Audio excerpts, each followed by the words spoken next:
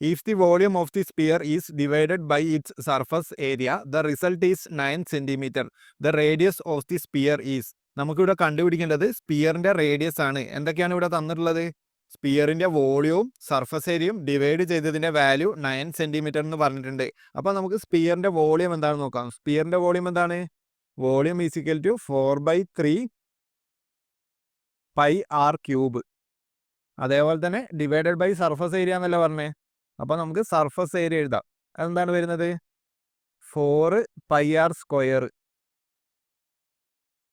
അപ്പൊ നമുക്കിവിടെ ക്യാൻസൽ ചെയ്യാലോ. ആറിന്റെ സ്ക്വയർ ഉണ്ടാവും. ഇവിടെ ആ സ്ക്വയർ പോയിട്ട് 6 1 മാത്രമേ ഉണ്ടാവുള്ളൂ. പിന്നെ പൈ വെട്ടിപ്പോവും. അതുപോലെ തന്നെ 4ഉം വെട്ടിപ്പോവും. ഇവിടെ 1/3 ഇല്ലേ, അത് ഇങ്ങോട്ടേക്ക് അടിയിലേക്ക് വരും, 3 ആയിട്ട് വരും.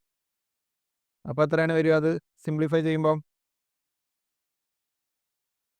r/3 എന്ന് പറഞ്ഞു വരുമല്ലോ. അതിന്റെ വാല്യൂ നമുക്ക് തന്നു. എത്രയാണ്? 9 സെന്റിമീറ്റർ എന്ന് പറഞ്ഞ് തന്നു. നമ്മളടുത്ത് എന്താണ് കണ്ടുപിടിക്കാൻ പറഞ്ഞുള്ളത്? റേഡിയസ് ഓഫ് ദി സ്പിയർ ആണ്. അപ്പോൾ ഇതാണല്ലോ റേഡിയസ്. അപ്പോൾ നമുക്ക് റേഡിയസ് കണ്ടുപിടിച്ചൂടെ ഇവിടുന്ന്? റേഡിയസ് എത്രയാണ് വരിക? 9 × 3. 3 എത്രയാണ്? 27. 27 സെന്റിമീറ്റർ ആണ് ഈ ക്വസ്റ്റ്യന്റെ കറക്റ്റ് ആൻസർ. ഏതാണ് ഓപ്ഷൻ? ഒന്നാമത്തെ ഓപ്ഷൻ.